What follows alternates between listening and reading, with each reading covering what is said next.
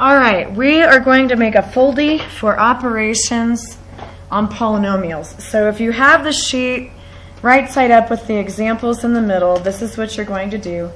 You'll fold the left side and the right side into the middle so that you can see these four titles, and it'll make four sections. And we're going to try to open it up and cut this into flaps where we're not cutting the examples. So we'll cut right here between those examples. Same thing on the right side. Sorry, there should totally be a line there, but I didn't make this one. This one's borrowed from another teacher.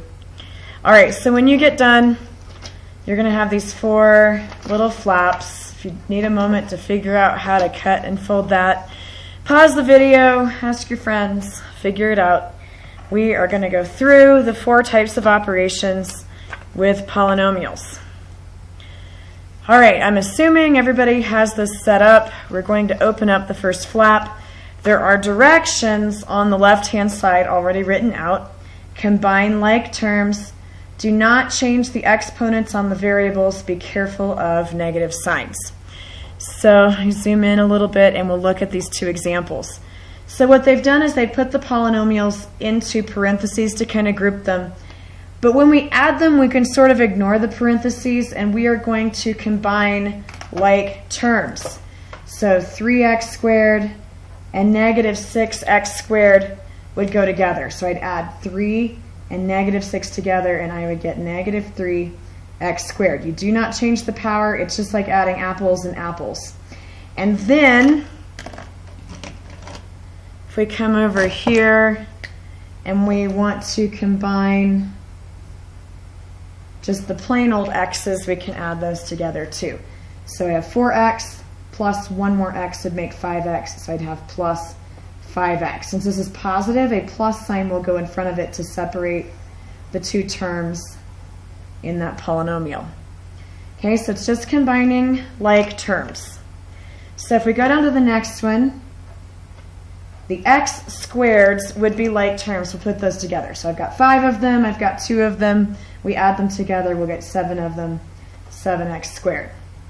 Then I have minus 3x over here, but there is nothing over here to go with it. So I'm going to go ahead and squeeze that in from this one. It's sort of a loner. And then I have the minus 8 and the plus 1 that I can put together, and that would make negative 7. So you think of it as negative 8 and positive 1 when you add those together. We are just combining like terms. Theoretically, you could have put the minus 7 and then the minus 3x. It doesn't really matter. I put these in what's called descending form. I've got x squared, I've got x to the first power, and then this would be like x to the 0 power. We're just leaving that part off.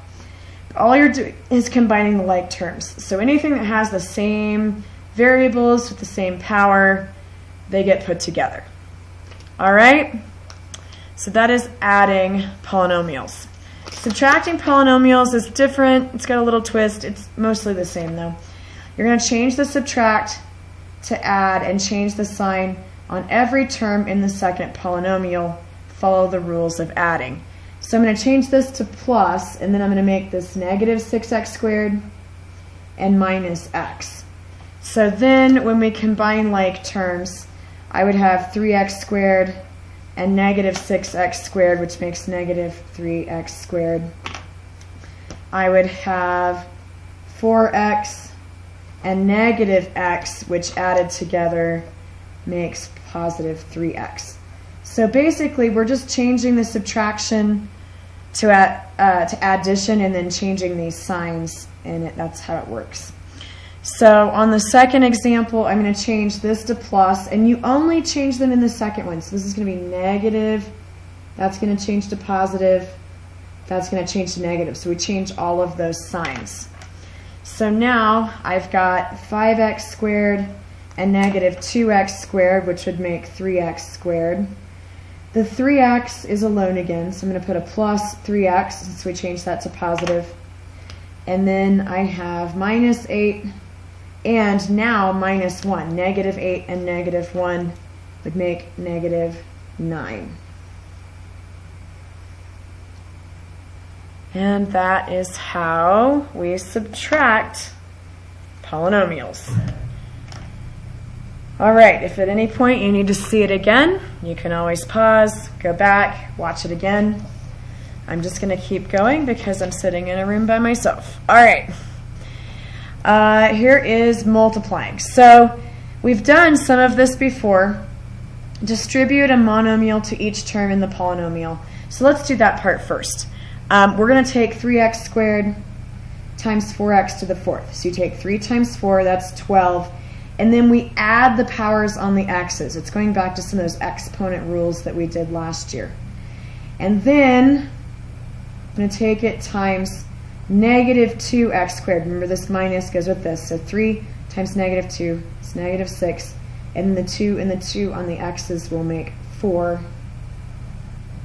And then 3x squared times x would just be plus 3x to the third. Remember that this little x would have a power of 1. And so basically it's just distribution. We've done lots of distribution. It's just how you multiply that. So if there's a monomial out here, one term, then you distribute it to just everything on the inside. So for 2 binomials, FOIL or box. We've used the FOIL method before. We have not used box, so we're going to cross that off. Remember to multiply coefficients. The coefficients are the numbers in front, and to add the exponents. That's just reminding you, like up here, 3 times the 4, those are the coefficients. You multiply to get 12. You add the powers to get the power of 6.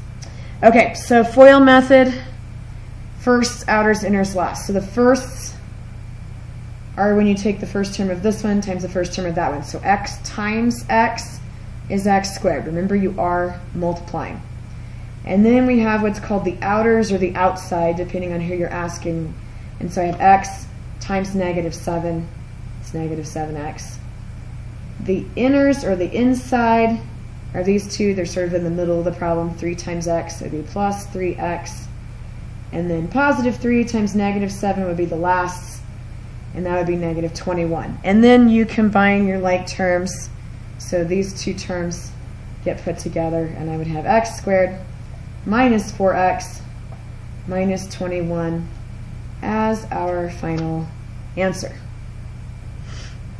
So we've done the FOIL method before. We actually used it when we did our imaginary numbers earlier this year. We've used it with our radicals a little bit, or just doing the same thing with x's. You just basically distribute everything over here to everything over there, combine like terms when you're done. Okay, the last section is dividing polynomials. This actually you will learn more later, junior or senior year. We'll get into more complicated problems. We're only going to divide by monomials. So we're going to divide all of these terms by just one term on the bottom. So divide each term by the divisor. Remember to divide coefficients and subtract exponents. Do not cancel any terms. It means nothing's really going to go away. We're just dividing. So first we're going to take 36 and divide by 12. 36 divided by 12 is 3. That's what they mean by dividing coefficients. Then you subtract the powers. 5 minus 3 is 2, so I'll have x squared. Then you're going to take negative 24 divided by 12. That's negative 2, so we'll use minus 2. Subtract 4 minus 3. You get x to the first, or you could just write x. And then 12 divided by 12, since it's positive, I'm going to use a plus sign, would be 1. If you subtract the powers on the x's there, you'll get 0, and so the x's on that part will go away. So you can write it like that, or you can leave the 1 off, which is what you're usually going to see on an answer key, and write it like this. It's not wrong to have the 1. It's okay.